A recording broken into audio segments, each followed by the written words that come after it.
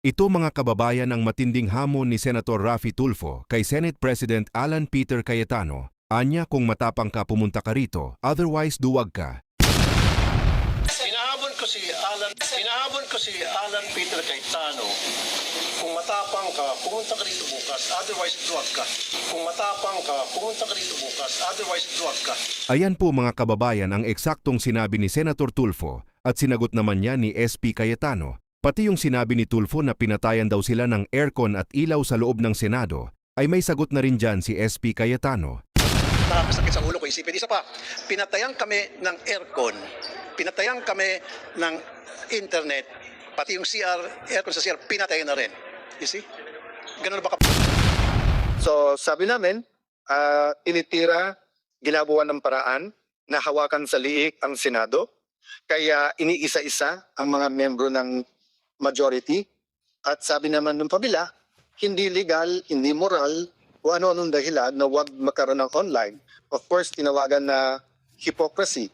Dahil kay Senator Trillanes man, kay Senator De Lima, or sa maraming pagkakataon, yung mga tumutulig sa ngayon, senador man sila o dating senador, once upon a time, pinropose nyo rin yan. But can you agree that whether we walk out or whether there's no quorum, we're fighting for the truth? So the question is, what is the truth and how do we get to the truth? So pag sinabing, eto totoo, si XYZ ang guilty sa flood control. Sinabi naman ng kabilang grupo, hindi, si ABC. Malay niyo po, in the end, it's not A but it's B and C. And it's not XYZ but it's Y and Z. And then kasama si W. So the hearing, maging po hearing yan sa Ombudsman, sa DOJ or Bureau Ribbon Committee, are instruments to get there. But it is human instruments, kaya hindi siya perfect. So dun sa nagsasabing magtrabaho tayo, we agree. Yung nagsasabing na delay ang trabaho, we disagree lang yung bagong majority. We point to all of us, including the minority. You had the wrong priorities. The last Blue Ribbon hearing was in January. And from January to present, there have been a lot of developments. The last time we heard from DBM, DOJ, DPWH, many agencies. Umiba-iba na po ang mga statistics na pinibigay sa atin. For example, nung unang privilege speech ni Senator Lacson, ang sabi niya, ilang daan yon na ghost project. And then lumiit na lumiit. DPWH, I think, confirmed this until now, did not come out with the actual numbers where I suggested, even last year sa budget hearing, utusan lahat ng Mr. Kajilian, una ng picture ang project, kung zero yung project at bayad na, ghost yun. Kung meron project, edi ghost yun, pero baka sa standard. Meaning, may project pero hindi tama yung pagkagawa. So we have to sort out all of these facts. Kasi garbage in is garbage out eh. When we talk about the law, you have to have the facts that you would apply the law to. So, ang question, sabi ayaw idilan yung Blue Ribbon Committee. Pero before magpalitan, ang puntilya ay partial report. So, nasabi ko na po ito mismo sa Senado. Impartial, not partial. So, partial report doesn't mean la kumapabor kay kanino, but it means kalahati pa lang to o 1/3 or 60%, 70%. Mahirap magbigay ng partial report kung meron kang additional information that is already available. At sa katulad itong flood control na lahat nagtuturuan, lahat pwedeng mautikan, napaka-importante na ipakita na tatapusin natin ito na buong buo. So, madalas namin pag-usapan sa minority noon at majority ngayon. Bakit kapag ka isang senador, nakalaban nila, kalaban ng Malacanang, kalaban ng konse ngayon, pagka meron kong sinabit amendment, yung po daw ay insertion. Pero pag sa kanila, amendment daw po, iyon. Pagka sa minority po, ang sinasabi, huwag kayo mag-attend ng hearing or mag-inhibit kasi namanggit kayo. Pero pag sila, bawal banggit eh. So it's the first time again that we will have a hearing that we will be inviting different guests and they will be free to talk. Does that mean that everything they say is 100% true? No. That's why we will test that with cross-examination. But we have to hear out people and follow the evidence. No? So ulitin ko po, we're talking about the truth. For so long, ang pinag-uusapan yung impeachment ng Vice President of the Philippines, Sara Duterte. Yung unang untrue o yung unang kasinungalingan ay kami daw po ay nag-take over via majority at in-install ako para daw i-dismiss yung impeachment, para daw maging partial sa impeachment. Nakita niyo po yung ebidensya. Napakabilis ng pagkilos, napakaayos po ngayon, pati sa pagbigay ng summon, sa pagsagot. Yung schedule, ayos na po. Sinunod natin yung schedule na pinopose kay Senator Soto. There's no question that we're going to have that impeachment process that everyone is asking for. Question, yung mga bishop po, yung mga business group, yung mga school groups, humingi ba kayo ng apology? Di ba, ang binigay nyo, resign ka agad. Resign ka agad, may judgment na kaagad. Pero ngayon nakita nyo, iba.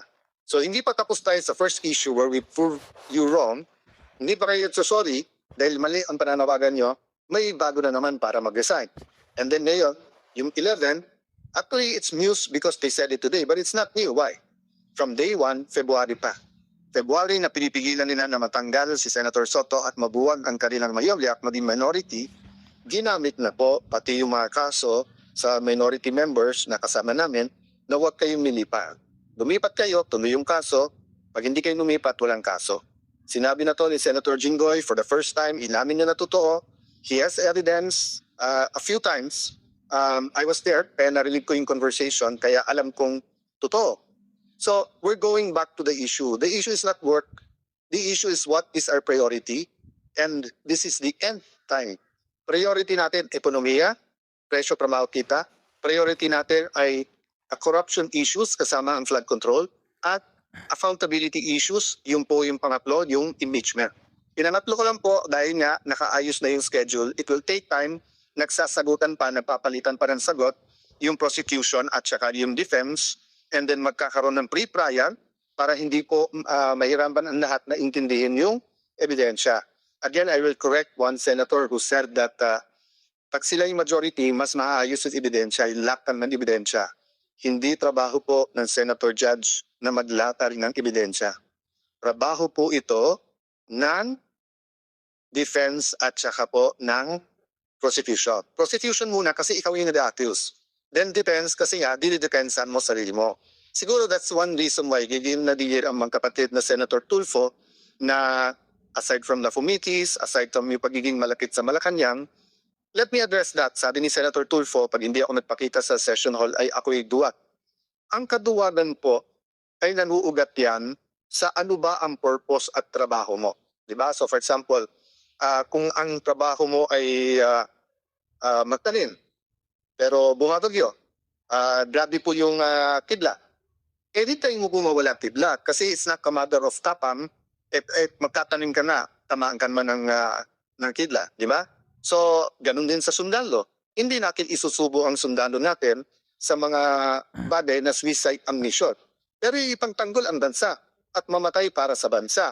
Hindi lang sundalo, dapat pati kayong mga senador. So, yung hamon mo, magpakita ako kung hindi tiduwa. Para po rin sinabi ang bawat senator, ikaw, maging independent ka o hindi, duwag ka. You know, this is not a radio or TV program. This is not entertainment. This is the Senate of the Philippines. So we have to be more professional. Kung hindi ka lang Tulfo at kung hindi lang Tulfo si kapatid mong si Erwin, sinumbong ko lang kayo kay Tulfo Diba? Pero ang reality is, because nandiyan kayo, because you have a strong voice, use it for the good of the country. There are also issues facing you. So you ask Joel Villanueva, you ask Jingo Estrada, you ask Chis Escudero to face it squarely.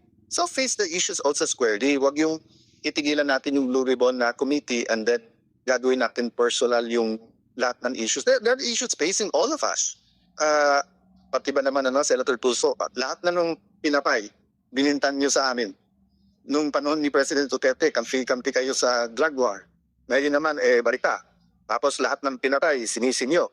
So pati ba naman internet at saka aircon, sa akin nyo pa rin sinisik. O baka murder pa yung kaso na yan, murder kasi pinatay ang wifi at yung kuryente. Nakita ko na po ang report, yung po palang master, yung pong centralized aircon, yung master switch or yung sa kuryente, nasa GSI gas yun at may nag-trip ng wire, kaya around 6 o'clock, nagkaroon talaga ng problema sa aircon. So, hindi po namin gagawin sa inyo. I've always treated you well, whether I'm close to you or not, whether you're in the minority, majority, And I will continue to treat all of you well. But kayo ang namimersonal because kami, it has been one issue after the other, di ba? Hindi kami ang nagpakasok sa NBI sa Senado yung May 11. Hindi rin kami ang kumuha ng NBI na fully armado na pinaikutan ang Senado tapos pumasok pa sa Senado noong May 13. Hindi rin kami ang nag-walk out. So you keep saying fresh start. Every Senate president that I've served under, whether I was the majority leader or minority leader, whether I was in the leadership or was just a simple follower, I gave them a chance. So let me ask the 11 majority who's asking me to resign up. Where, kahit na isa oras, binigyan mo ba ako ng chance? So let me go to the bigger issue ngayon. Yung pong dignidad, yung pong karamana, yung pong honor ng Celia. Simple matters, nabanggit ko po to before. Why do we get angry pag bilastos ang aking flat?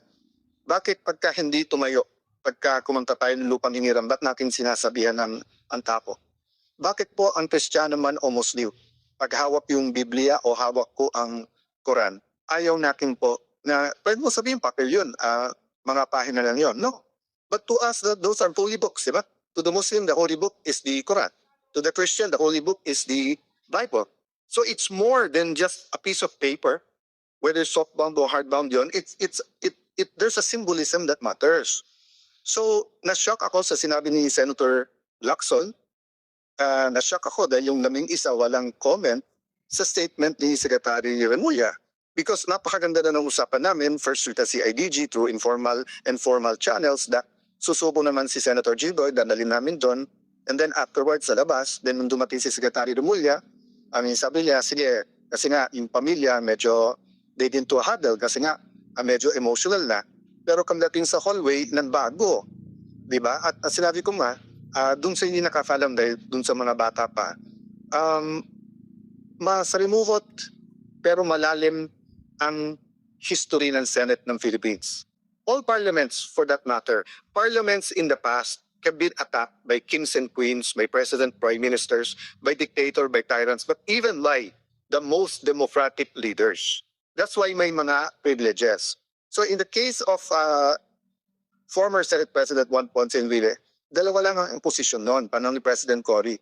And everyone knows, at pasensya na po sa pamilya ni Senate President Salonga, President Cory, in our conversation, minsan nasabi ko, panahon ni Cory, panahon ni Salonga, I meant to say yung buong pangalan, but it was, a fast and a biglang term eh. Kasi ibang kibayi ko usapan namin ni Secretary Remulla, who's the friend?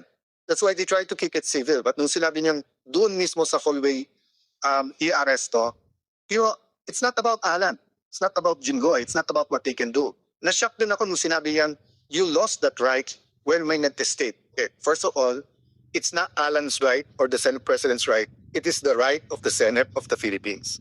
The Senate of the Philippines is different from the 24 senators and the SP. I never claimed to be the Senate.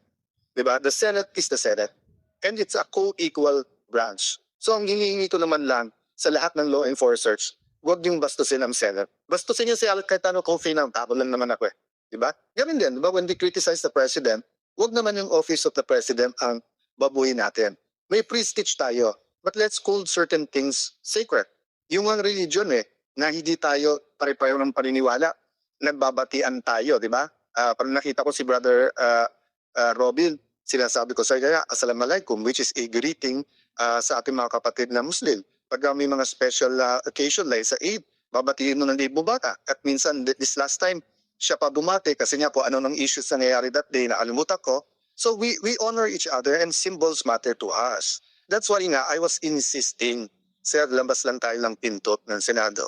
At siya naman po ay susurrender. Just to skip back and forth, no? Remember, Senator Bato did not escape. Mismong si Secretary Remulla said, that day, walang silang hawak na warrant at hindi naman sila nandun para arrest siya. So he's free to go. But, I didn't feel like arguing that time. That wasn't my point. Senator Gidoy was not asking for protective custody or sanctuary. So baka nandun nangyari yung miscommunication. But pagdating sa elevator, nakapag-usap kami ni Secretary John Dick, so more or less nagkaroon ng kaglilinaw. Sa kaniyang Preston, sinabi niya yung mga opinion niya. But I disagree with that. But I will disagree with it. And I disagree with it, but I won't argue.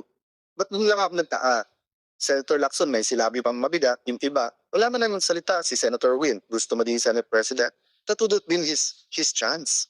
Umakyat, minority, majority, at sabihin, Sen, hindi issue si Jimboy. How you respect the Senate premises and how you will process his arrest is more important to all of us. That's why I was emphasizing, marami akong pwedeng gamitin na example.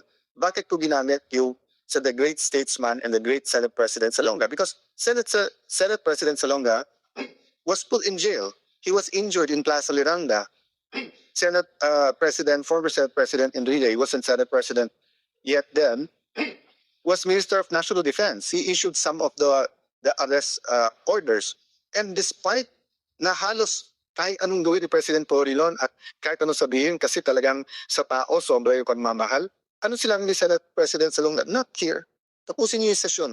Pasalitain niyo muna. Sabi nila, hindi kasi pagka below 6 years pwede nyo doon. Yung kung kilaso kay Senator Gile na rebellion complex with murder was non-lailable. Diba? So yung pong pakiusap ko, huwag natin idamay yung mga institusyon, diba? DOJ, Ombudsman. We'll have issues with who holds the office. But we have to be mature enough, rational enough, professional enough to protect the image, to protect the dignity of these institutions. So sabi ni Senator Lacson, ng minority, hindi daw nila tinitigilan po yung hearing sa first day. But if you look at their statements, isa na lang mauhan nila o mabawas sa amin, they can get na pumikis na.